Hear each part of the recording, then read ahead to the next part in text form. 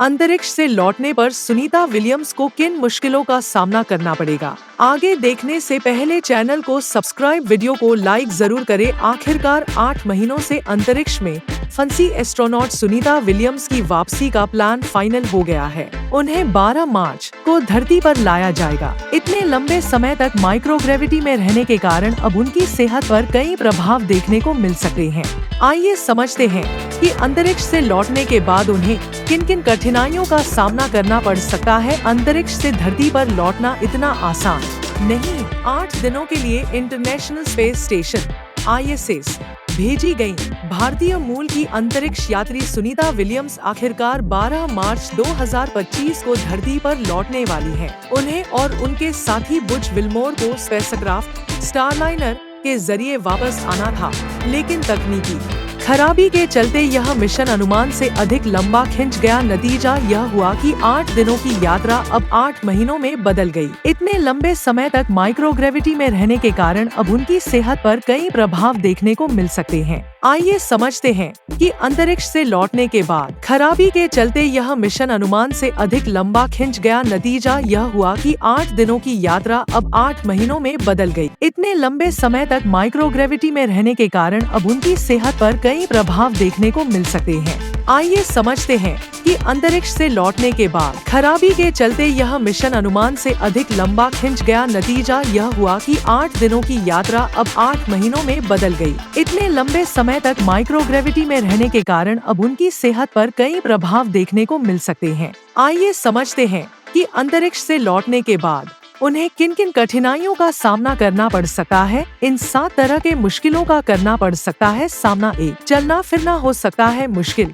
अंतरिक्ष में गुरुत्वाकर्षण न होने के कारण शरीर की मांसपेशियां कमजोर पड़ जाती हैं। वहां कोई भी काम करने के लिए शरीर को खराबी के चलते यह मिशन अनुमान से अधिक लंबा खिंच गया। नतीजा यह हुआ कि 8 दिनों की यात्रा अब 8 महीनों में बदल गई। इतने लंबे समय तक माइक्रोग्रेविटी में रहने के कारण अब उनकी सेहत पर कई प्रभाव देखने को मिल सकते हैं। आइए समझते हैं कि अंतरिक्ष से लौटने के बाद वहां कोई भी काम करने के लिए शरीर को ज्यादा मेहनत नहीं करनी पड़ती, क्योंकि हर चीज हवा में तैरती रहती है। लेकिन धरती पर लौटते ही शरीर को गुरुत्वाकर्षण के साथ तालमेल बिठाना पड़ता है। यही वजह है कि एस्ट्रोनॉट्स को पहले कुछ दिनों तक चलने फिरने और संतुलन बनाने में मुश्किल होती है। हड्डियों पर असर ISS में महीनों तक रहने से हड्डियों का घनत्व हर महीने लगभग 1% तक कम हो जाता है। खास तौर पर पैरों, पीठ और गर्दन की हड्डियां अधिक प्रभावित होती हैं।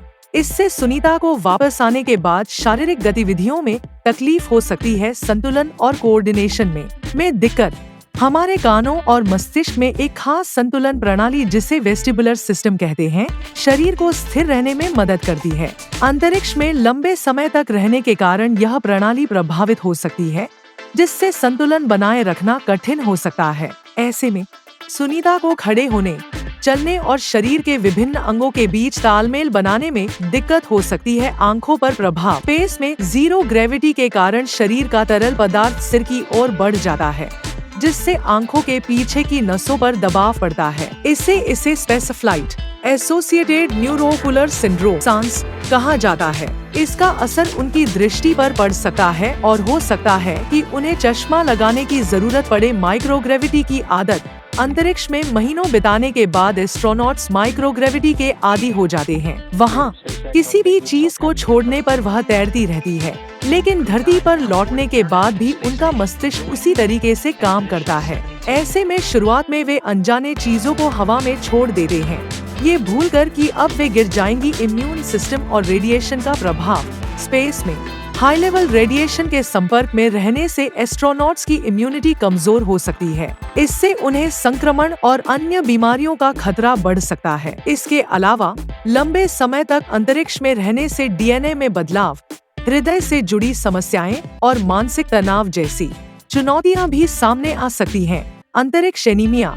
एक चौंकाने वाली सच्चाई यह है कि अंतरिक्ष में रहते हुए उनका खून धीरे धीरे कमजोर होने लगता है। इसे अंतरिक्ष एनीमिया यानी स्पेस एनीमिया कहा जाता है। दरअसल हमारी धरती पर शरीर हर second 20 lakh red blood cells नष्ट करने लगता है, यानी सामान्य से 54% ज्यादा। धरती पर लौटने के बाद एस्ट्रोनॉट्स को कमजोरी, थकान, सुस्ती महसूस हो सकती है, तो सुनीता विलियम्स कब तक पूरी तरह रिकवर होंगी? धरती पर लौटने के बाद एस्ट्रोनॉट्स को सामान्य जीवन में वापस आने में 45 दिन से लेकर कुछ महीनों या 1 साल तक का समय लग सकता है। यह इस बात पर निर्भर करता है कि वे कितने समय तक अंतरिक्ष में रहे हैं और उनके शरीर पर इसका कितना असर पड़ा है। सुनीता की सेहत को लेकर डॉक्टर्स भी सतर्क हैं और उनके रिकवरी प्लान को लेकर विशेष रणनीति बनाई गई है। आने वाले महीनों में मेडिकल सुपरविजन और फिजिकल थेरेपी के जरिए उन्हें सामान्य स्थिति में लाने का प्रयास किया जाएगा। दोस्तों, सुनीता विलियम्स से संबंधित जानकारी के लिए चैनल को सब्सक्राइब जरूर कर दीजिए। Thanks for watching, please support me.